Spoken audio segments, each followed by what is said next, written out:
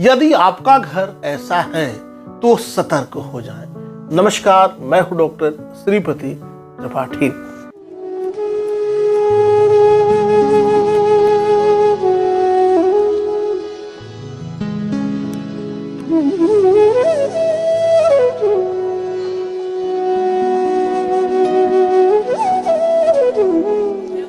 हमेशा दशा और दिशा की बात हर क्षेत्र में होती है।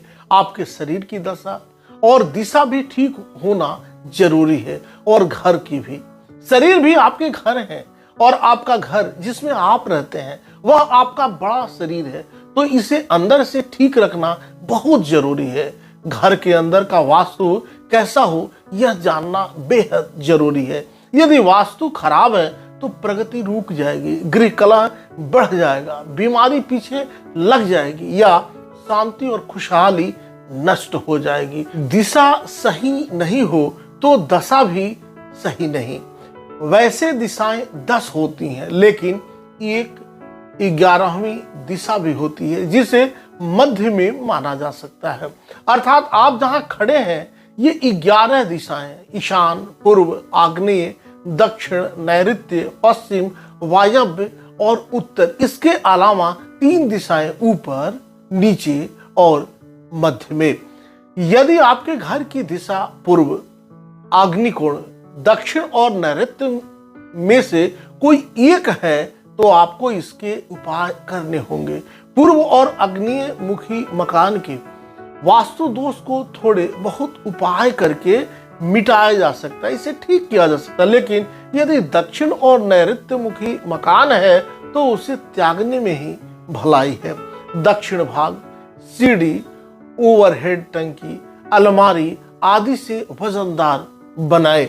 यदि आपका मकान पूर्व या आग्नेय में है तो पूर्व आग्नेय कोण में पूजा घर, पानी का स्थान नहीं होना चाहिए।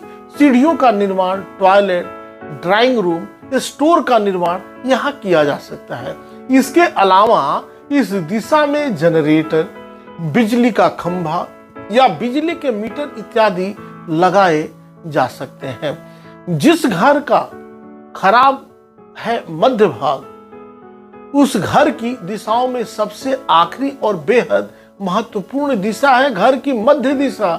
यह दिशा घर के बिल्कुल बीचों बीच होने के कारण घर की हर दिशा से जुड़ी होती है। इसीलिए किसी भी दिशा का नकारात्मक प्रभाव इस दिशा पर होना आम बात है।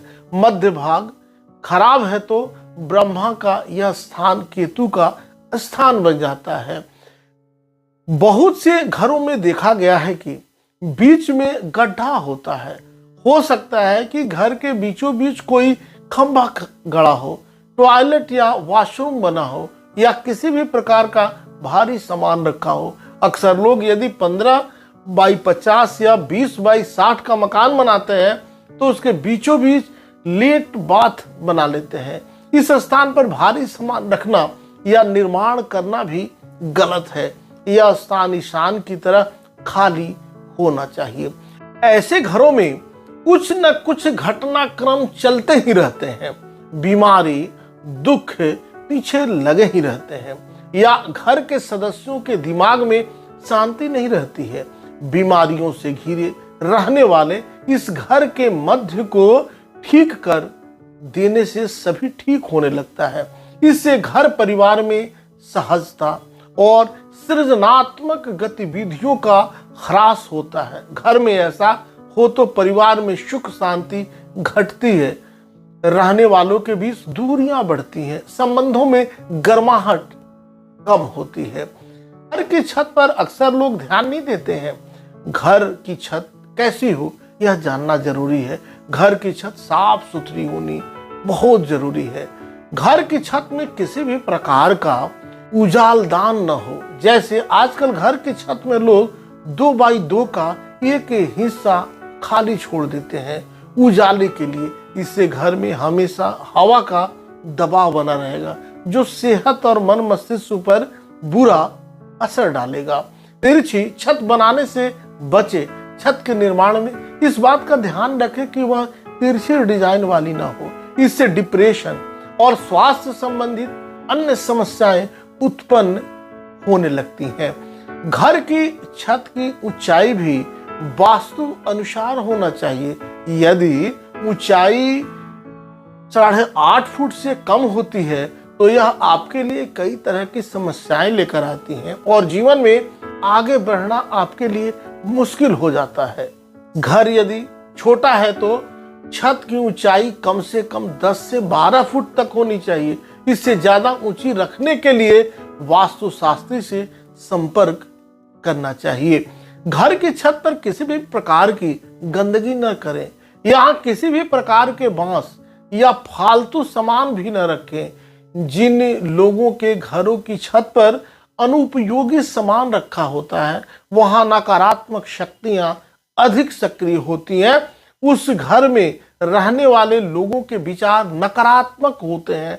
परिवार में भी मनमुटाव की स्थितियां निर्मित होती हैं। घर की छत पर रखा पानी का टैंक किस दिशा में हो यह जानना बेहद जरूरी है। उत्तर पूर्व दिशा पानी का टैंक रखने के लिए उचित नहीं है। इससे तनाव बढ़ता है और पढ़ने लिखने में बच्चों का मन नहीं लगता है। दक्षिण पूर्व दिशा अग्नि की दिशा है, इसलिए भी इसे पानी का टैंक लगाने के लिए उपयुक्त नहीं माना जाता है। अग्नि और पानी का मेल होने से गंभीर वास्तु दोष उत्पन्न होता है। वास्तु विज्ञान के अनुसार दक्षिण पश्चिम यानी नैऋत्य अन्य दिशा से ऊंचा और भारी होना शुभ फलदायी होता है। अभी तक आपने इस चैनल को सब्सक्राइब नहीं किया है तो सब्सक्राइब करें, शेयर करें और ज्यादा से ज्यादा कमेंट्स करें। नमस्कार, जय श्री कृष्णा, वंदे मातरम।